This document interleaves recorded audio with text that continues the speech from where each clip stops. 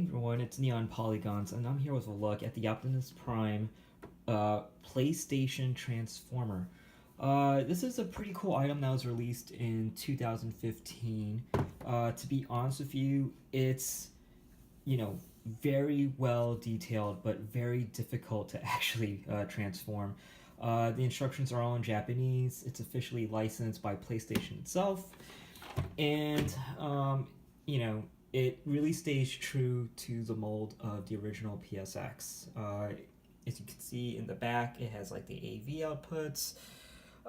It has like a controller that attaches to the back of Optimus Prime's legs, and it even comes with a little memory card and some paper CDs or paper mini CDs that you can play along and actually put inside Optimus Prime.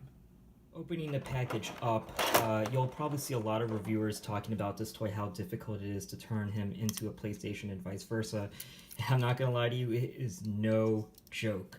You can see a lot of details of where things would, probably tend to be. Like this is exactly where the CD reader would be, in terms of when you have to transform Optimus Prime into the PlayStation. So you can kind of get an idea of where things are, going to be positioned. But what really makes this a very tricky thing to put together is, again, there's a lot of moving parts, and at some points you're actually not quite sure if you might accidentally break Optimus Prime as you're doing the mid-transformations. And that's reason being is because there's a lot of parts or a lot of limbs that you have to twist and turn, and it may not seem like a natural movement as you do them. So you kind of had to somewhat eyeball it, and at the same time, be very cautious of how you, I guess, like really, move the parts around to turn them into a PlayStation and vice versa back into Optimus Prime. Here you can see, semi-turn Optimus Prime into a PlayStation 1. That would be like where the lid is, and you could tell that on the side of his arms would be, I guess, the backs and the sides of the PlayStation 1 unit itself. And obviously you just have to match it to where the back would be the AV outputs.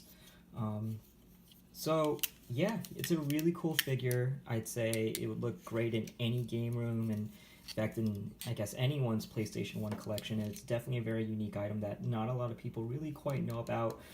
After its initial release in 2015, it kind of, I just slipped under the radar here in America.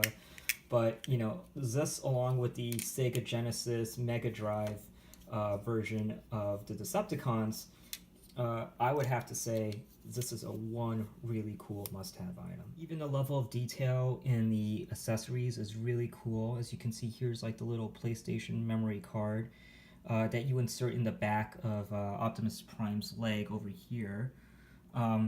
But you even look at the back of it, even has like the nice little label that kind of mimics the actual PlayStation 1 memory cards themselves.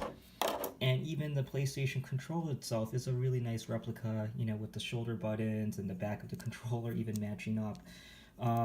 So they really paid attention to, how a PlayStation should look and feel. And to me, that's what really makes this like a really cool collectible item. Generally speaking, this is not really expensive to pull off to get or import from Japan. It's about, typically, I wouldn't pay more than $80 at most for it. Anyways, that's my quick look at the Optimus Prime PlayStation figurine. Let me know in the comments below if you happen to have this, or the Sega Genesis / Mega Drive version, and how easy you've been able to put them together from a Transformer into a Sega Genesis or PlayStation. And vice versa, as well as like what your feedback is on the toy itself. I'm not the biggest Transformer fan, so I can't really speak to like how great this compares to other Optimus Prime's versions. But in my opinion, again, this is a really cool toy and a really cool collectible.